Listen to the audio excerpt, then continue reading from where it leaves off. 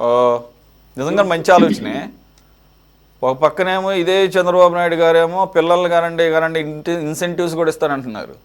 ఒక పిల్లలు ఒక పిల్లోని కంటేనే వాళ్ళ కంట్రోల్ చేయలేక ఇప్పుడున్న తల్లిదండ్రులకి అంత ఓపికలు నశించి ఆడి చేతిలో మొబైల్ ఫోన్ పెట్టి ఆడు ఆడవకుండా, లేకపోతే వీళ్ళని డిస్టర్బ్ చేయకుండా వాళ్ళకి అన్నాలు తినిపించే కార్యక్రమాలు, లేకపోతే అలా బుజ్జగిస్తున్న పరిస్థితి.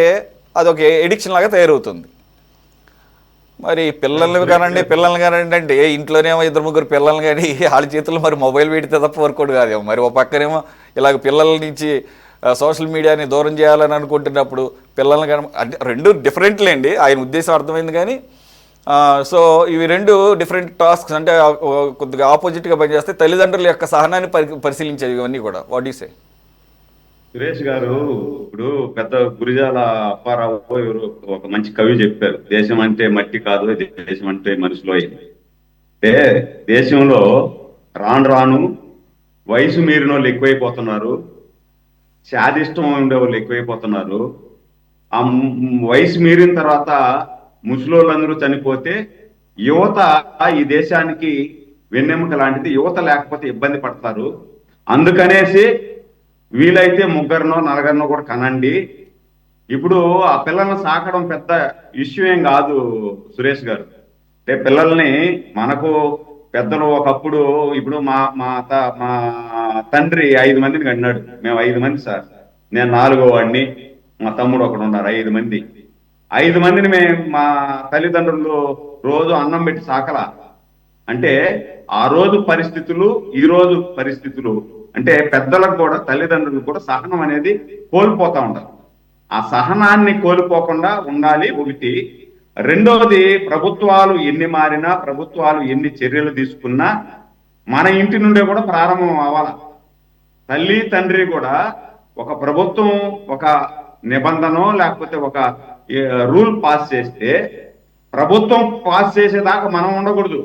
మన బిడ్డ ఎక్కడ చెడిపోతున్నాడు, దేనివల్ల చెడిపోతున్నాడు అనేది మన బాధ్యతాయుతమైనటువంటి తల్లిదండ్రిగా మనం కూడా వాళ్ళని మానిటరింగ్ చేయాలి.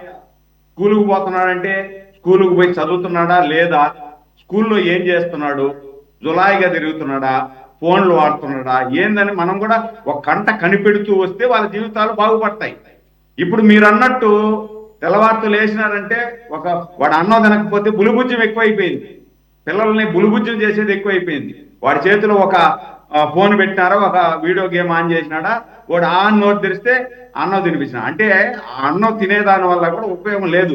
కొంతమంది డాక్టర్లు చెప్తున్నారు ఆ విధంగా ఫోన్ చూపించి ఫీడింగ్ ఇచ్చేదాని దానివల్ల హెల్త్ కూడా ప్రాబ్లం అవుతుంది, ఉపయోగం లేదని కొంతమంది డాక్టర్లు కూడా చెప్తున్నారు. నిన్న సురేష్ గారు మీరు ఈ విషయం ఎత్తారు కాబట్టి చెప్తున్నా.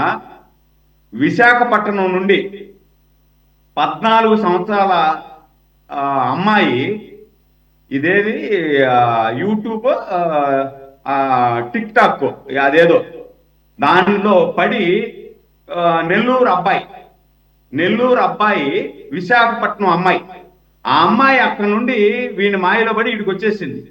ఈడికి వచ్చి చీరాలలో ఎక్కడో దిగేసి ఆ అమ్మాయికి దారి తెలియకుండా ఆ బస్ స్టాండ్ లో తిరుగులాడుతూ ఉంటే పోలీసు వాళ్ళు చూసి ఏమమ్మా ఏంది అని అడిగితే ఆ అమ్మాయి చెప్పేటువంటి ఆన్సర్ కరెక్ట్ కాదు, ఏదో జరిగింది అని తెలుసుకొని స్టేషన్ తీసుకెళ్లి అడిగితే విషయం చెప్పింది. అంటే 14 సంవత్సరాల బిడ్డ వీడి మాయలో పడి, అంటే ఈ సోషల్ మీడియా మాయలో పడి అక్కడ నుండి తల్లిదండ్రులకు చెప్పకుండా వీడికి వచ్చింది. ఆఖరికి వాడికి అడ్రస్ పట్టలేకపోయింది. అంటే ఎంత సమాజం ఎంత హీనస్థితికి వెళ్తా ఉంది అనేది. కాబట్టి ఈరోజు లోకేష్ బాబు గారు ఒకవేళ ఎవరు ప్రెజర్తో తీసుకున్నా లోకేష్ బాబు గారి క్రెడిట్ ఇమ్మని ఎవరు చెప్పట్లే. లోకేష్ బాబు క్రెడిట్ ఇవ్వద్దండి, కానీ ఆయన తీసుకున్నటువంటి డెసిషన్ మంచిదా కాదా, ఆ డెసిషన్ తీసుకున్నటువంటి డెసిషన్ ని మనం అందరూ కూడా అమలు పరిచేదానికి ఈ రాష్ట్ర పౌరులుగా బిడ్డలు బాగుపడాలనే ఆలోచన చేసేటువంటి తల్లిదండ్రులుగా మనం అందరూ కూడా సపోర్ట్ చేయాలి. మన ఇంట్లో నుండే మనం ఒక అడుగు ముందుకేసి ఇలాంటి కార్యక్రమాలు, సోషల్ మీడియాకు అడిక్ట్ చేయడాలు, అంటే ఈ సోషల్ మీడియా కంటే వాళ్ళకు ఒక బుక్ ఇచ్చి ఈ బుక్ లో ఇది ఉంది చదువుకోండి అంటే ఆ బుక్ చదివే దాని వల్ల వాడి మెమరీ పెరుగుతుంది, ఎస్ ఎస్ జ్ఞానం పెరుగుతుంది, లోక జ్ఞానం పెరుగుతుంది. అట్లా Yes. లేకుండా సెల్ ఫోన్ చేతికి ఇచ్చేస్తే వాడి ఆరోగ్యం దెబ్బతింటది, కొన్ని సంవత్సరాల తర్వాత నర్వస్ గా కూడా పడిపోయే పరిస్థితి ఉంటది. ఇవన్నీ ఉండకూడదు అనేటువంటి ఒక బృహత్తరమైన నిర్ణయం తీసుకున్నారు. ఆ నిర్ణయాన్ని అందరూ కూడా అమలు చేస్తే ఓకే సార్. రాబోయే తరాల భవిష్యత్తు బాగుంటుంది అనేది నా ఎస్ అభిప్రాయం. సార్.